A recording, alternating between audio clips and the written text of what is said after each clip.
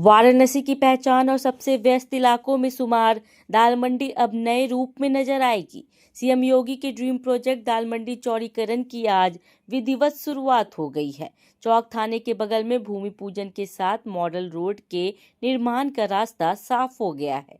वहीं शहर दक्षिणी विधायक नीलकंठ तिवारी ने भूमि पूजन कर निर्माण कार्य का शुभारंभ किया है। करीब 650 मीटर लंबी दाल मंडी सड़क को 17.5 मीटर चौड़ा किया जाएगा।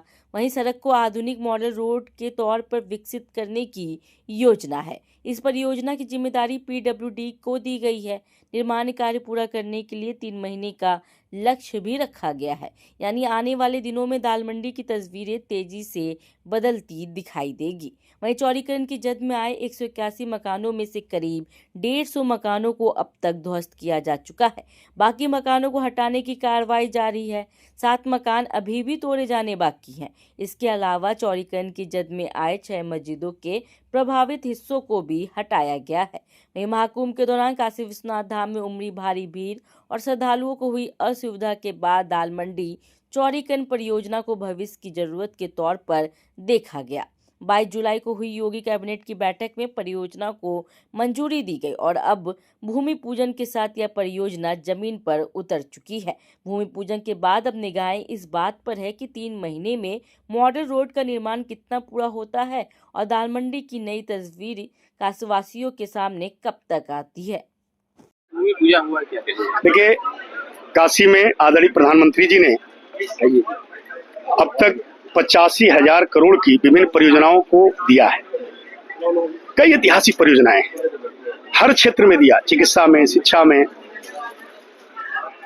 इंफ्रास्ट्रक्चर में, आध्यात्मिक और सांस्कृतिक पहचान को आगे बढ़ाने में, सनातन को आगे बढ़ाने में अनेक कार्य आदरणीय प्रधानमंत्री जी ने किया।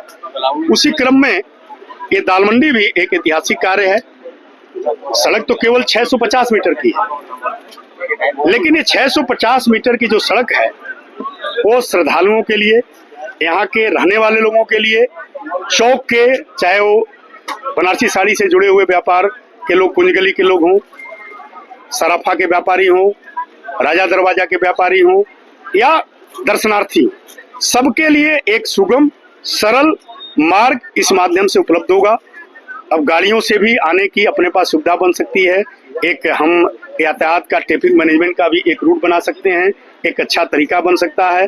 यह लेकर के यह संकल्पना आदरणीय प्रधानमंत्री जी ने लिया था और उस संकल्पना के साथ काशी के प्रत्येक आदमी जुड़ करके आज कह सकते हैं गौरव के साथ कि यह जो दाल मंडी, जिसको विपक्षी दलों ने अनेक प्रकार से बदनाम करने का, अनेक प्रकार से यहाँ पर पंचायत बवाल कराने का प्रयास किया, लेकिन दाल मंडी के लोगों ने, यहाँ के निवासियों ने आदरणीय प्रधानमंत्री जी के संकल्प के साथ अपने को जोड़ा और जोड़ करके आज यह मूर्त रूप ले चुका है।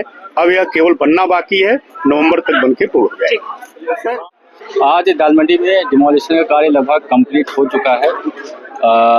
उसके बाद भूमि पूजन आज किया जा रहा है और फिर जो इसका सेकंड स्टेज है, निर्माण की प्रक्रिया, वो प्रारंभ की जा रही है। लगभग आज के स्टेज में कह रहे तो केवल 10 भवन है जिसपे की कार्य चल रहा है। शेष पे कार्य कंप्लीट हो गया है। तो कितना चैलेंजिंग था पहले दाल मंडी और अब में कितना फर्क है?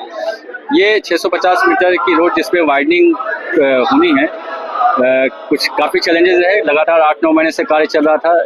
इतना लंबे ड्यूरेशन में फोर्स को मोटिवेट रखना, डिफरेंट डिपार्टमेंट्स इन्वॉल्व थे, उनके साथ कोऑर्डिनेशन रखना, जो लोकल लोग हैं उनसे संवाद स्थापित करना।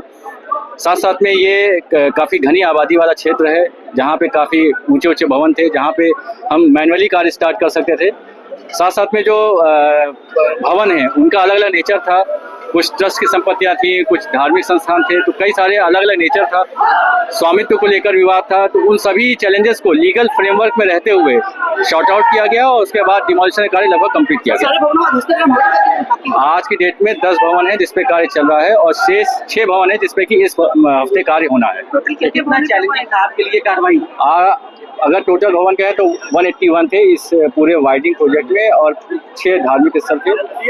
181 में से 175 पर कार्य कंप्लीट हो चुका है। जिस तरीके से कार्रवाई हुई, कितना चैलेंजिंग आपके लिए जिस तरीके से आपने हैंडल किया? विरोध, कुछ लोगों को विरोध है क्योंकि उनको शायद जानकारी नहीं थी। मैंने जैसा कहा कि कई सारी कॉम्प्लेक्सिटी थी ऑनरशिप को लेकर, स्वामित्व को लेकर, उनके डॉक्यूमेंट को लेकर। तो उनको उस बारे में ज्ञान ना होना, जानकारी ना होना, बाद में जब प्रशासन के द्वारा उनको बताया गया कि क्या इसका सोल्यूशन हो सकता है, उसका उनके द्वारा सहयोग किया गया, लीगल फ्रेमवर्क पर रहते हुए उनको कंपनसेशन दिया गया और फिर उनका डिमोलिशन का कार्य कंप्लीट किया गया।